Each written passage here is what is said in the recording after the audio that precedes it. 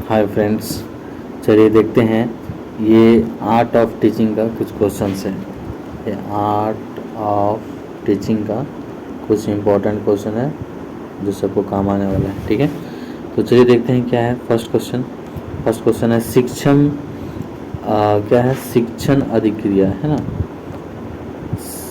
शिक्षण अधिगम प्रक्रिया के दौरान एक शिक्षक को क्या चाहिए, क्या करना चाहिए? शिक्षण अधिगम जब अगर वो पढ़ा रहे हैं और शिक्षा दे रहे हैं तो उसको क्या करना चाहिए? तो ऑप्शन है प्रासंगिक जानकारी प्रदान करें, एक जीवंत कक्षा वातावरण करें, छात्रों को प्रश्न उठाने का अनुमति दें, प्रासंगिक दृष्टांत। इसका आंसर क्या हो जाएगा? इसका आंसर आप बता सकते हैं, यह है जीवंत कक्षा वातावरण। यानी कि बच्चों को और टीचर को दोनों को एक अच्छा माहौल मिलना चाहिए। ठीक है, नेक्स्ट क्वेश्चन नए स्वरूप के अनुसार भाषा शिक्षण के संदर्भ में शिक्षा एक कैसा प्रक्रिया है? अब बताइए, शिक्षा अभी के कैसा प्रक्रिया है? द्विध्रुवी त्रिध्रुवी क्या है? ये जो है त्रिध्रुवी प्रक्रिया। त्रिध्रुवी क्या है? यानी कि टीचर है, स्टूडेंट है और साथ ही साथ क्या है उसका करिकुलम, जिसको हम लोग सिलेबस बोलते हैं। ये तीनों के बीच में डिस्कशन होता है। टीचर सिलेबस को व्याख्या करते हैं और स्टूडेंट उसको समझते हैं। ठीक है, नेक्स्ट, यदि आपकी क्या लिखा है? यदि आपकी कक्षा अध्यापन के समय ध्यान नहीं देती है तो आप क्या करें? मान लेते हैं बच्चा जो है क्लास में नहीं पढ़ रहा है तो आप क्या करेंगे? ठीक है, तो उस समय ऑप्शन देखते हैं। इस कक्षा का कारण जानने का कोशिश करेंगे, कार्य में परिवर्तन करेंगे, आप विषय वस्तु पर लिखना शुरू कर देंगे, या फिर अपनी शिक्षण विधियों का मूल्यांकन करेंगे। तो इसका सही ऑप्शन होगा शिक्षण विधियों का मूल्यांकन, कि हम जो पढ़ा रहे हैं क्या वो सही है, तरीका सही है कि नहीं, इसीलिए ध्यान नहीं आ रहा है, तो इस पर ध्यान देंगे। नेक्स्ट है शिक्षक को स्कूल के बाहर बच्चों की गतिविधियों के बारे में चिंतित क्यों होना चाहिए?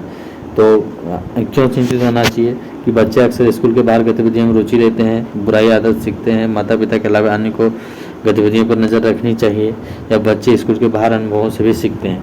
तो ये इसका सही ऑप्शन है ये, कि इसलिए ध्यान रखना चाहिए उसका क्योंकि वो बाहर से भी वो कुछ चीज़ सीखते हैं। गलत ही सीखते हैं ज़रूरी नहीं होता, गुड भी हो सकता है और बैड भी हो सकता है, इसीलिए उसका ध्यान रखना चाहिए। नेक्स्ट, कौन सा शिक्षण अधिगम प्रक्रिया संबंधी कारक नहीं है? मतलब इसमें पढ़ाने लिखाने से रिलेटेड नहीं है। जैसे नवीन ज्ञान से पूर्व ज्ञान को जोड़ना, नया जो अभी करंट है उसको पहले क्या था उससे जोड़ना है, बिल्कुल सही है। उसके बाद है दोहराव और अभ्यास कार्य का प्रावधान, क्या रिवीजन होना चाहिए, अभ्यास होना चाहिए, बिल्कुल ये सही बात है।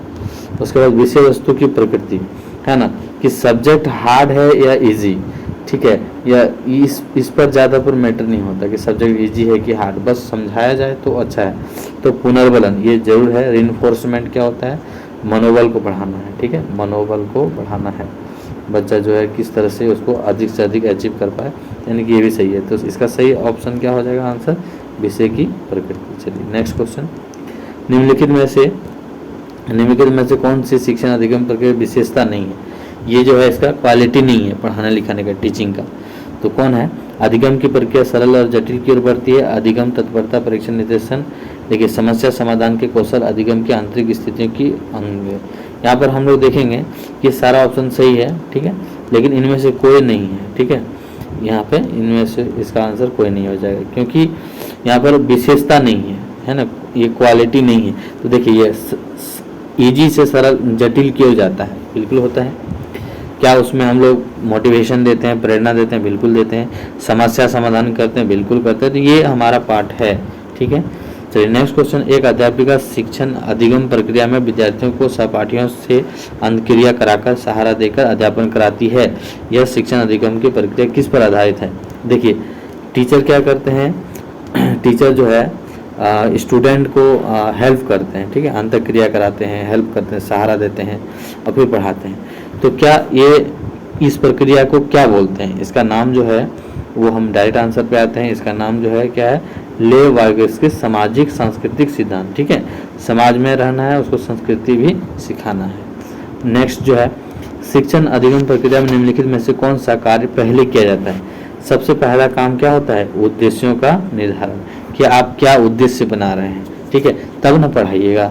तो यही चीज़ होता है। नेक्स्ट जो है अब आते हैं निम्नलिखित में कौन सी द्विमार्गी शिक्षण अधिगम प्रक्रिया two way teaching learning process है, टू वे में, ठीक है। तो सामूहिक चर्चा, क्या आप ग्रुप में डिस्कशन करते हैं, ये दो वे तरीका होता है। क्या देखते हैं, सुनते हैं ऑडियो वीडियो, उसमें तो तीसरा भी रहता है। कंप्यूटर सहायक निर्देश, क्या उसको डायरेक्शन देते हैं, क्या ये होता है। भाषा प्रयोग, देखिए भाषा जो होता है ना ये टू वे है ना। तो लैंग्वेज जो है टू वे है, एक तो कोई बोलेगा और दूसरा कोई उसको सुनेगा, ये टू वे है बस, है ना। क्योंकि अगर मान लो एक कोई लैंग्वेज जान रहा है तो दूसरा उसको बस क्या करेगा, सुनेगा। तो ये दोनों वे, या फिर ये बोलेगा या फिर ये बोलेगा, ठीक है। तो ये टू वे तरीका है। शिक्षण अधिगम प्रक्रिया का सबसे महत्वपूर्ण घटक कौन सा है, मतलब पढ़ाने लिखाने का जो सबसे महत्वपूर्ण बात है वो क्या है।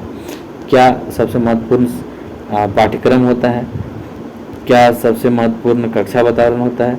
तो सबसे महत्वपूर्ण होता है स्टूडेंट, क्या होता है, स्टूडेंट पर ही सब कुछ आधारित है। स्टूडेंट को पढ़ाना, स्टूडेंट को खिलाना और स्टूडेंट को सब कुछ कराना है, वही है स्टूडेंट को। तो इस तरह से हम लोग देखे हैं कि ये पूरा जो है पूरा PDF हो चुका है। ये 10 क्वेश्चन था, तो ये आर्ट ऑफ टीचिंग था। तो आई होप कि ये आप लोग बहुत कुछ इससे सीखे होंगे, और नेक्स्ट हम फिर कोशिश करेंगे इस तरह से ला करके आपको हेल्प करें। Thank you everyone so much.